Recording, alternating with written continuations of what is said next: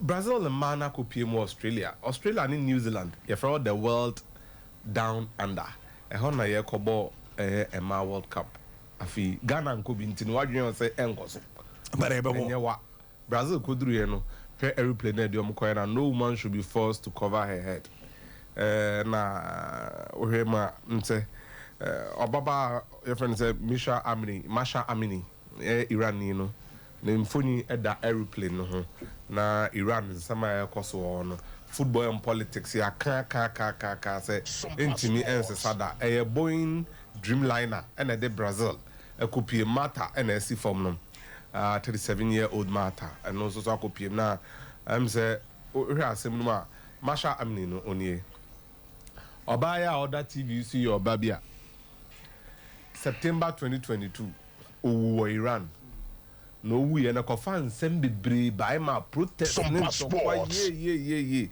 de na sie nyina ba kope nra obayi na the morality police I from say guardian police omo Iran no ehun say ne hijab wan hye ni ye wan hye hijab ni ye ene ye che no call police station afi police station why ehun en say wa collapse here the hospital as well o coma and no the wuye na we na autopsy anasa ye ko papa no epesi ehun ne ekun no na report ni bi eliki ene ma ye che no call police station no mo ne no ho no ebi so babonte be kasa say nya no kure bia so okoko ma bia o mo bu na e ma moja be gina ni trim a friend is cerebral hemorrhage stroke as a result of head injuries nti e boba masham ni e wo police station and a man did call Komodo in Iran for see a hen ha Iran Islamic Republic yenim nanso ayatola ono nko for mo ya edin mo ya yamana bruso and then it sparked protest oma protest ya mobile world cup no name nsembebe yakobo ma world cup no Brazil airplane de omoba no has a message for Masha Amini and area singina nti na chese wo ka bomu a nyame anim nukreni football nankasa ye born you cannot detach messages and the political undertones from the football we play.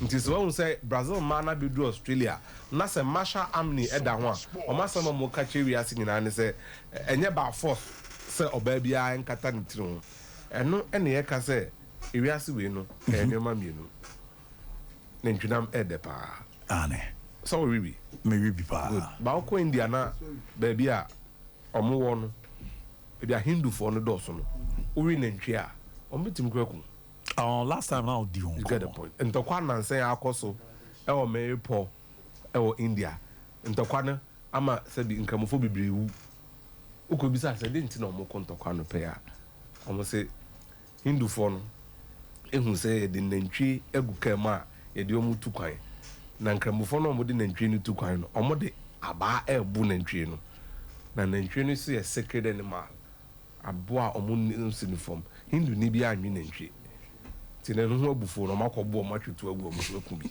eno abufo la yakobu bia kwa ade no omubu nantwi no so what I say ntine ewiase be bia wo bia no your differentials ebezo mo Ghana no mu zere nuru di si yere dwane da na ka nuru di awu komuni na wi onuru di tamabara no di jab no ntikwaku ensem kan eden Iran mine no ever since omo yo margin so ombeko ba bi omo ko no omo ye kramo omo di Quran no ene Sharia law ene ebu oman nti e hon sem kan eden hijab na so she and Iran because of Iran Shiite omo nya Sunni nti no omo ye a lot more conservative and omo Saudi Arabia for no kontokwa say omo modernizing kramusum no na they should be the conservative Islamic people nti hadrin Brazil for no masamo moka nyina obay kwan fast bu nuku na enye kwan papa na emum ya na omahwe omanu yie no makobo mbo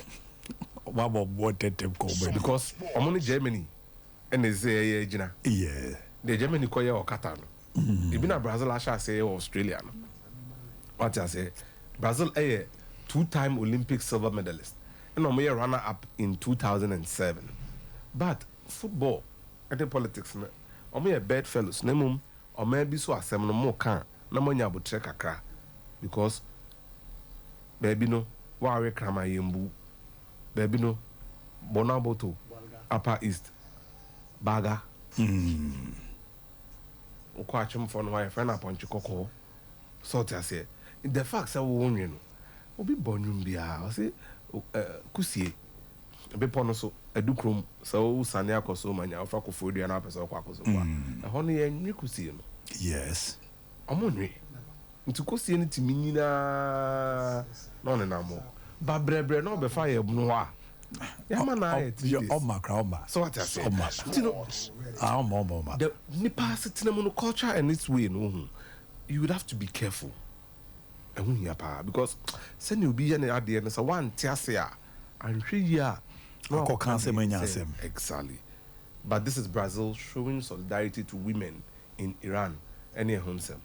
When say in US or monka Iran US yeah they call them Iran. yeah maunzo monka it's for a reason adija Iran na hankasa no a modern day Persia. Oh okay. Iran and Iraq male national team no you're from the Lions of Mesopotamia. Yeah. So of course Sundays go muka Mesopotamia. Christo some na nkasa be Paul Syria. Assassin na Christo for assassin.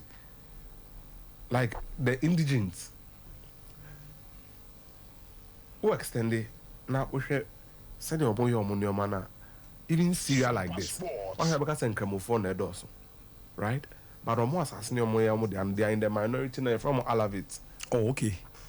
So omunya butre no mon kobo no Messi Mount aba and I'm impressed with the reaction.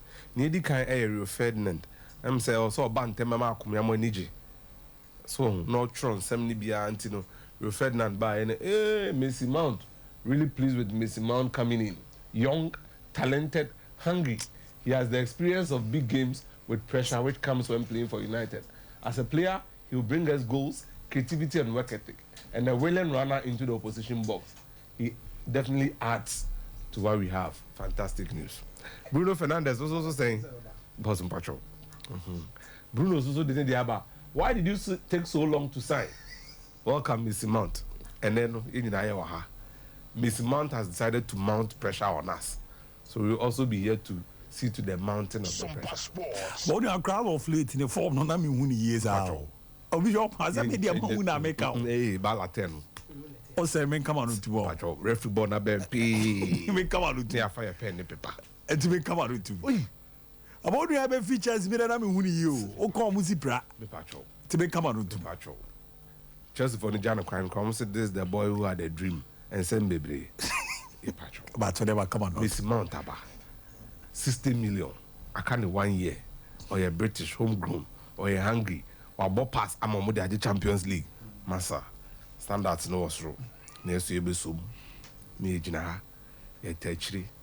Obo akura. 1 year and 60 million. And don't let anybody deceive you. Manchester United. Nansen na Chelsea person mutu. Omo na ebu omo market no mpa. Sir. Of course. Omo bu omo pa. You bu omo anyhow. Man United. Start free Maguire. Then they try to justify. SOMPA Sports. Lisandro Martinez. Na Anthony. He bu omo de toto omo no. As a bu omo ache. Into sellers market na ye can you more still. They are manipulating the market. In a sellers market, Liverpool got McAllister. For that price. Yeah. Are we not in a sellers market? Yeah, what is more staggering? And it's a coach naturally say, "Oh, but air division India, or no, you more bread."